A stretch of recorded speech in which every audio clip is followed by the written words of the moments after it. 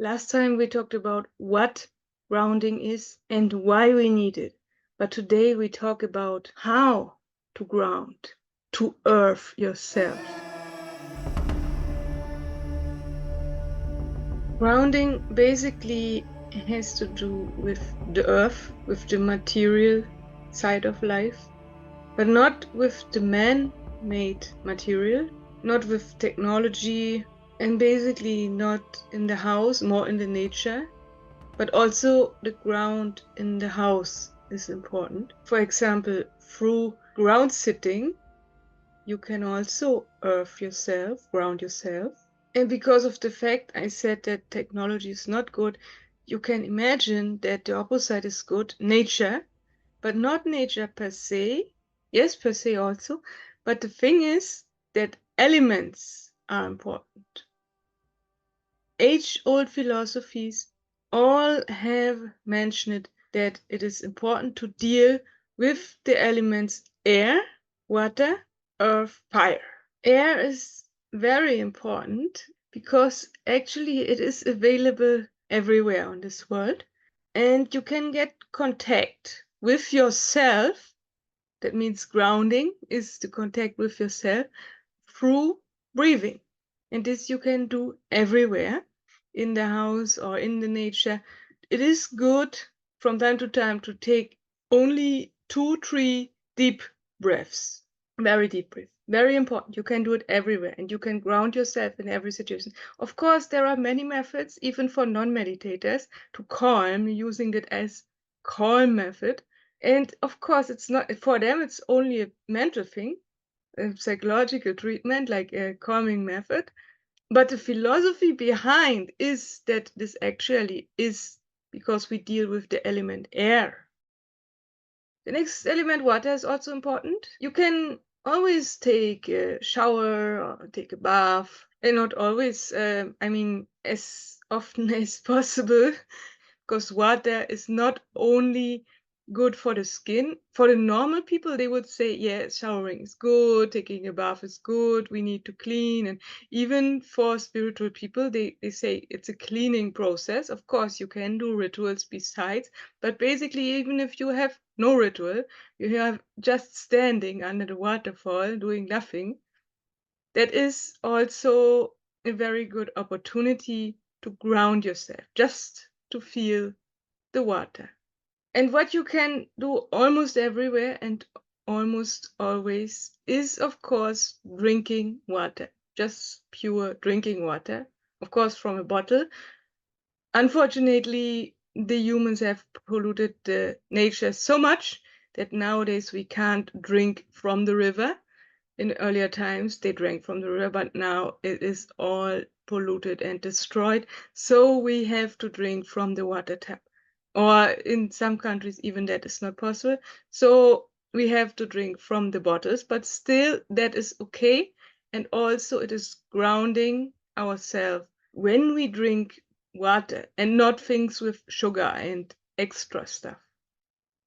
And of course, as well as drinking water, good food is important. Fresh vegetables, less things with carbs, which are artificial. Sugar is also a carb. With food, we are already at earth because many fruits or vegetables come from the earth. The earth is the garden, is the ground. Also, the vegetables are grounded. And of course, they are grounding you.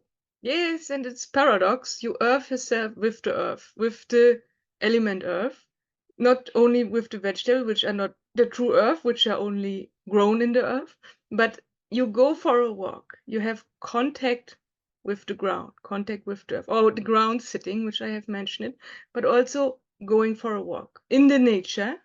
But also, if you are just going in the city, even that will ground you because just the walking, as you know, moving is also good for the body.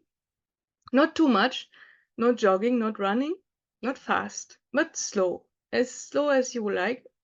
But the better is not in the city, the better is in the forest, of course. But if it's not available, even city is okay. But the process of walking is here important and the contact to the earth. And if possible, if you can, you can train your feet that you can go barefoot, because it is better the more contact you have with the ground. But that just besides, for most people, forget it.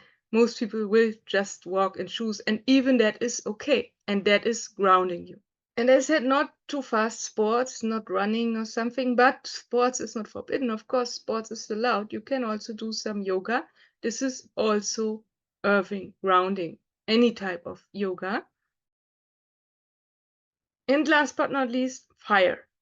In previous times also, you can imagine old philosophers and old people in earlier times, they had fire in the house as light in the evening before the technology came. Again, we must say technology has its advantages, yes, so we can stay up long in the night because we can have many lights in the house, but the healthiness aspect of that has nobody questioned it. It is better for us to ground ourselves through fire, but not burn the house, please. Only a candle is enough. In previous times, they all had candles. Now, you don't have to take many candles. Even you can sit with an artificial light, with a bulb, no problem. But besides, you can stand a candle, because a candle alone would be too less to read a book or something. That is not good for the eyes, they say, but it's good for grounding to have this fire besides. It's good for your soul, and that's the last element, basic main element. Of course, there are many elements, but they are all mixed from these basic elements. But these basic elements you must consider in your week, not every day. You don't have to do these things every day. You don't have to go for a walk every. You can, if you have time and if you like, you can go every day. I go almost every day. But water, you must drink every day. Breathing, you must breathe every, but the normal breathe is not the same. You must consciously breathing extra deep and extra take the contact with this element. And of course, the candle you can adjust. You don't have to do it every day, but if you like, see, when I did it every day, one day I became kind of sick from seeing candles. So we should not stand candles every day. We can light them, I mean, every second day is enough. But still, it is good to do it. Even if it's only once a week, it's okay. Just do it on Sunday or take the candle anytime, whenever you like.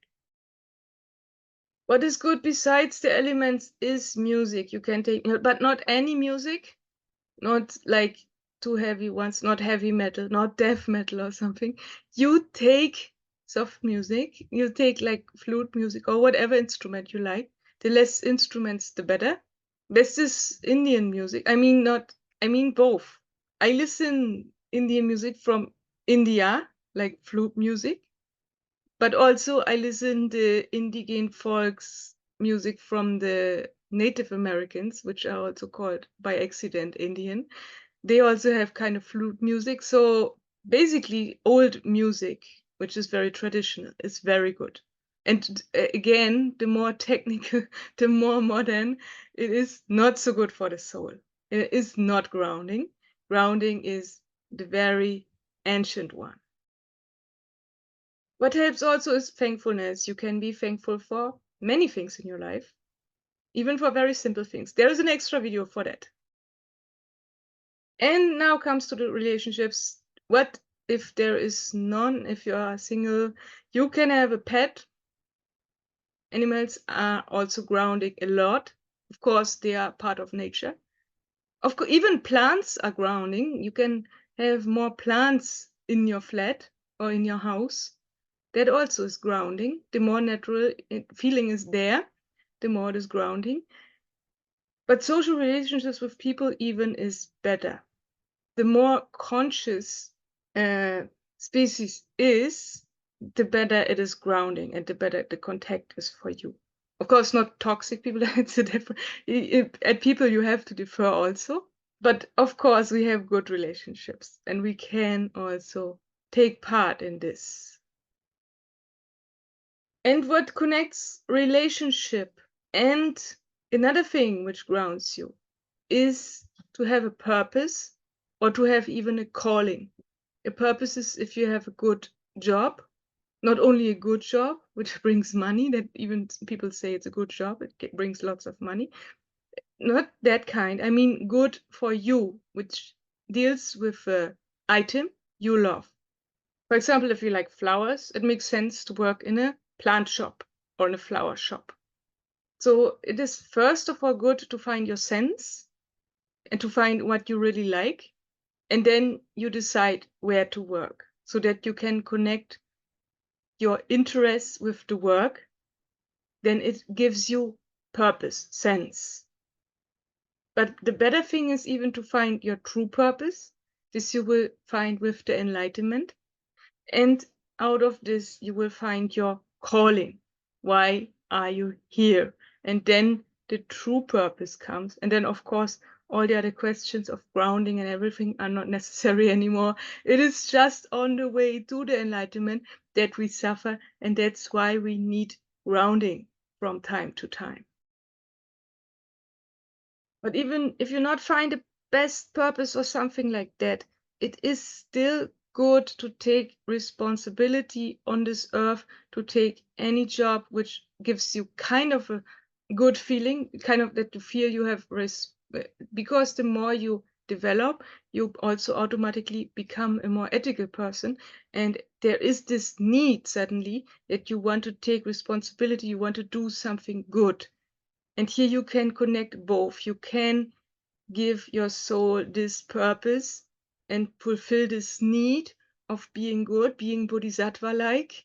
And at the same time, you have connections, you have work colleagues, you have people of same interests, and there are social relationships in the work. So you have a win-win situation. You have two good grounding things with a good work. And so work really should be, and not for the money and not for the technology or something. So consider all these points. Try to consider a schedule for yourself, not a strict schedule like a dogma. You have to do this and that and at this time, because when it becomes a dogma, then again meditation will not work, grounding will not work, because when it becomes a duty, you will have inner conflicts, mental conflicts only, but they will block your energy again. And then again, you need new grounding, but without schedule. But you consider that what you implement for yourself, but not to a certain time, just feel free. But it's always good to have a list nearby that, when sometimes you feel you're not grounded, you are not in your energy, not in your balance, then you look on the list and then you choose something of these points, and that will help.